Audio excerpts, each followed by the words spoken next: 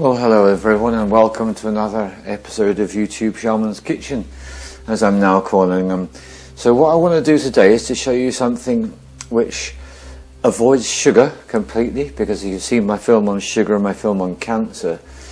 You really don't want to be having sugar in your diet if you want to look after yourself and you want a decent quality of life. So one of the main issues, as you now realise, about hidden sugar is bread is full of hidden sugar. So we're going to go really old school for a traditional something that you can make to replace bread. It's delicious, very simple and easy to make, doesn't cost much money, so it scores all the way around when you think about it. So what I'm going to use here is spelt flour. This is actually white spelt flour. I find you get the best results from white spelt flour.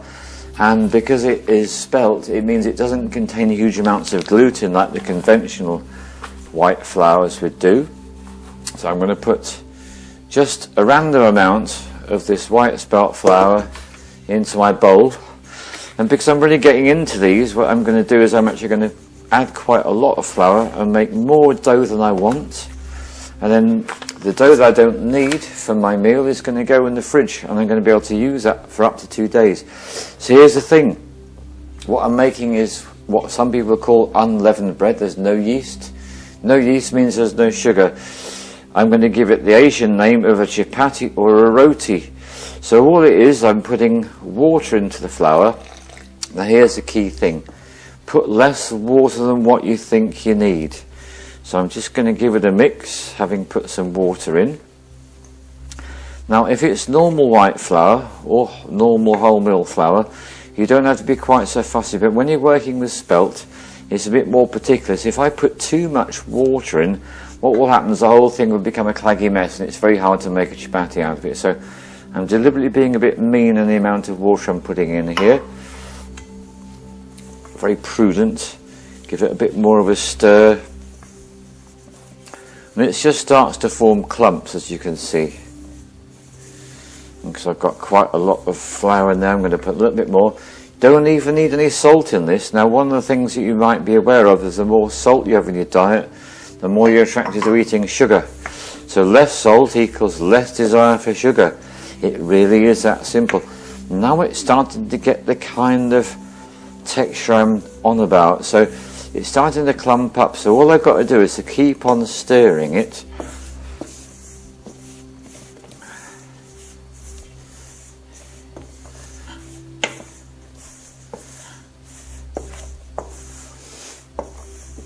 And it's almost there. Now I'm going to add a tiny bit more water. It's forming lots and lots of clumps. I need a tiny bit more now. And all being well, that's probably going to be about right. Now, it's an obvious thing to say, but the less flour you put in here, when you start adding your water, the more critical it gets. Because I've put a lot of flour in, and I can be a little bit more casual about it. So it's almost there. It's forming into these lumps. I want a tiny drop more. And at this point, what I'm going to do is I'm going to see if I can form a ball with my hands, and it's just about there. Yeah.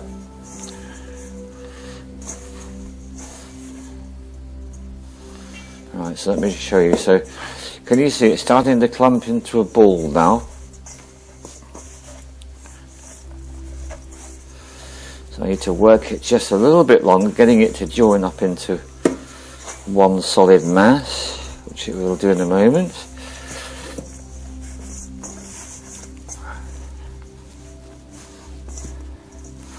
I'm just making a dough here.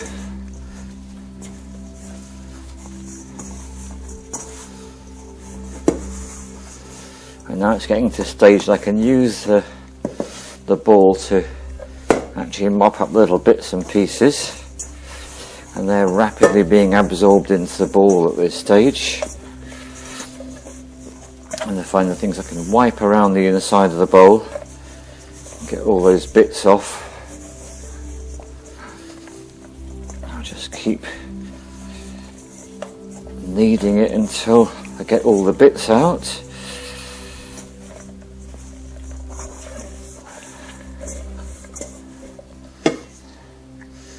And now I can transfer it onto the board, and all I need to do is just to knead it into a ball.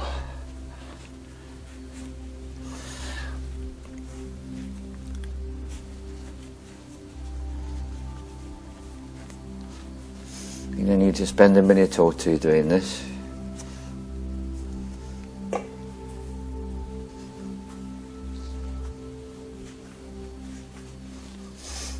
And like I did with the bowl, I can go around with the bowl, mopping up the bits.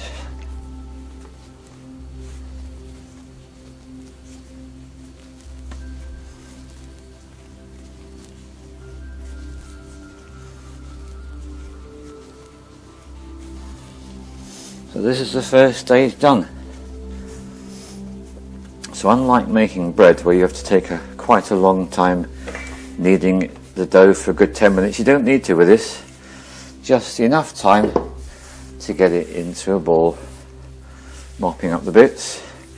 So what I will do this now is I'll either put it into a plastic bag or into a jar or a tub, something like that, and I'm just going to put it into the fridge and leave it there for at least half an hour, and then I can start to make my chapatis with it. I could actually do so immediately. It's just that if you leave your ball of dough to stand, when you come to making the chapatis, something really interesting happens, which I will explain in the next part of this film. So all that we need for this stage is a bowl, a spoon, some white spelt flour and some water to make our dough.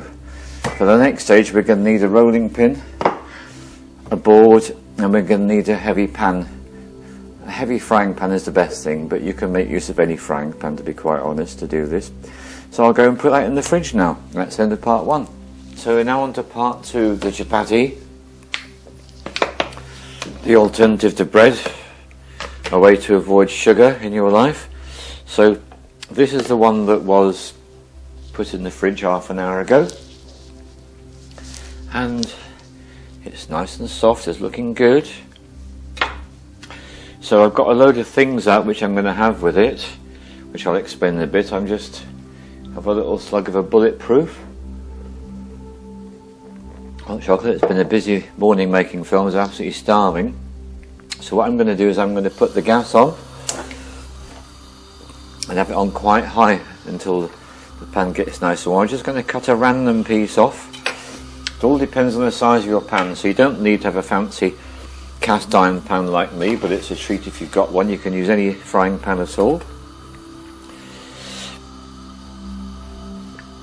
So you see I'm doing it without even speaking. So I got a ball out, I squashed it, I put a bit of flour on the board, I put a bit of flour either side of that little ball, which is now like a burger in shape, and what I'm going to do is roll it, turn, roll and turn and roll and turn. If you haven't got a rolling pin, a bottle will do, as long as it's a round even shaped bottle. I'll give an example. If I didn't have a rolling pin, I'd get myself a bottle like that. That would work just as well, but I'm again spoiled because I've got a rolling pin, so I can use this. It's amazing what you can do when you need your chapati and you're in a friend's house and they haven't got a rolling pin. You can always manage. As long as you've got the flour, all the rest can be improvised. So the most delicious chapati is made by rolling it as thin as you can get away with. So it just gets bigger and bigger and bigger. And because I'm turning it randomly, it ends up as pretty much of a round shape, more or less. And that's about as thin as it's going to go. So what I do now is I just flop it into the pan like so. Made a bit of a mess, so just give it a quick shake and it's perfect. So there it is. So what I'm going to do now is simply to wait, and while I'm waiting I'm going to be getting together the things I want to have on my chapati. Remember, I'm starving at this point after having made a number of films, so I'm going to have some I could put all sorts of things. I've got tahini, I've got peanut butter, I'm going to have butter. These are all possible things you could spread on the chapati first of all with a knife. And then you want to start to fill it with delicious things. And I've got the possibility of some cheese. I've got some hummus there. I've got lettuce, tomato, cucumber. I've got some sprouts. You could put pretty much anything that you like in, grated carrot. You name it. You just keep on thinking of different things you can put into a chapati. So now I'm going to just show you what it looks like after that. Can you see it's just starting to cook there? I'll put it back in again. Give it a bit longer. I'll turn the gas down very slightly now. And I'll start to slice up my tomato.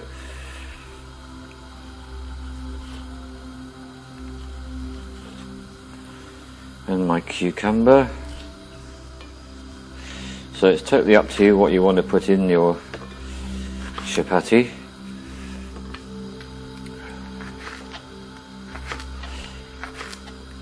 So because it's a flour, it's rich in carbs. Now it's starting to happen. Can you see that chapati starting to puff up? There you are. You see it's starting to puff up there. That's a really good sign. It means you're making a particularly cool and groovy one. Now I'm going to turn it over, and you can see it's about half cooked on this side now.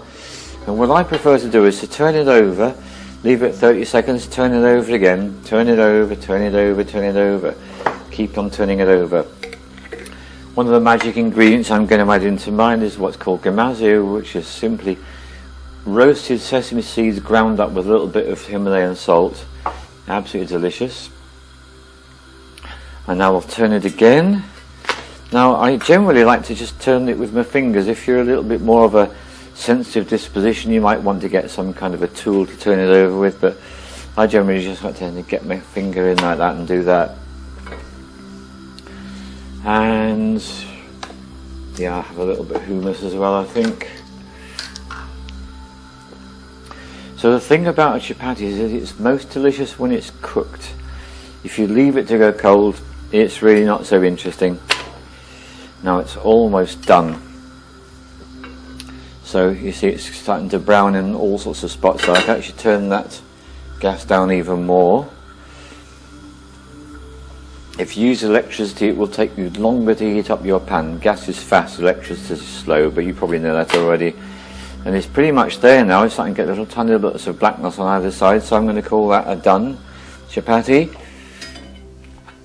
I'm happy with that.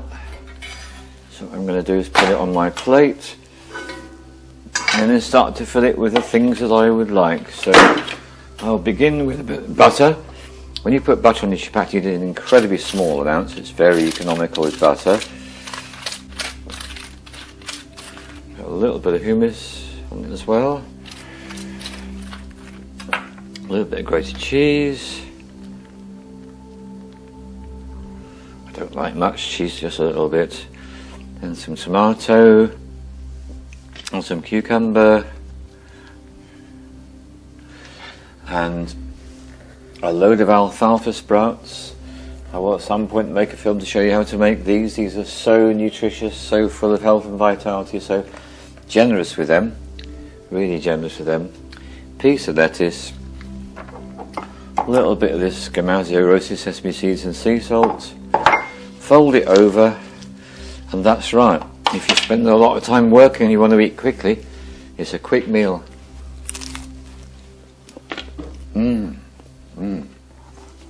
Done.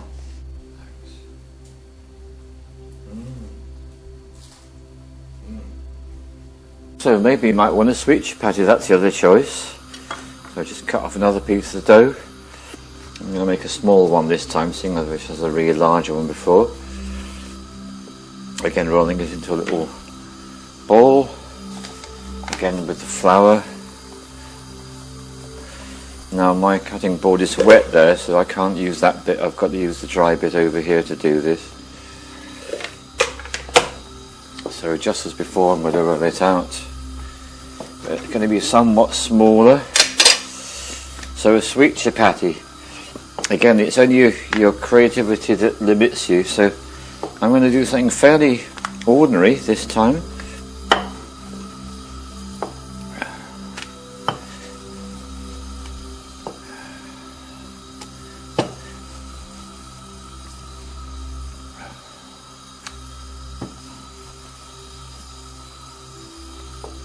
go. It's almost thin enough now. That's it, so I'll just put it straight in the pan, wafer thin. Leave it to do its thing. So in the meantime I've cut up some banana. It's half a banana. I'm going to use some jam, but it's no ordinary jam. This jam is 100% from fruit. It contains no added sugar and also no brain poisons and carcinogens like no aspartame, no sodium saccharin, no acetylsulfame K, nothing dodgy, just fruit. So that kind of jam is okay for me to use. This stuff needs to be kept in the fridge because it's got only fruit in it and there's no added sugar, so it doesn't keep the way normal jams do. I'll have a little bit of peanut butter in that and some banana, and that will be just right. As you can see before, the chapati is starting to puff, so I can turn. It's starting to burn, so I need to turn the temperature of the gas down quite a lot. So oh look, puffing beautifully. Everyone's different, doesn't really matter. Puffing beautifully. Right, it's almost done on both sides actually. See, they really can be quick when the pan's hot enough. Yeah, that's done. It's starting to brown both sides. That's done. So I'm going to start off with a little bit of peanut butter this time. Give me a different base. And then continue a little bit of this sugar-free raspberry jam, which is 100% fruit, no chemicals. And I managed to find a few raspberries in the fridge, so they can go in as well.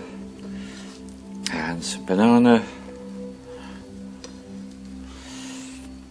So if you get home from work and you're starving, this sort of thing doesn't take long to do, especially if the chapati dough is already there in the fridge waiting for you. So again, it's the classic shot. I need that.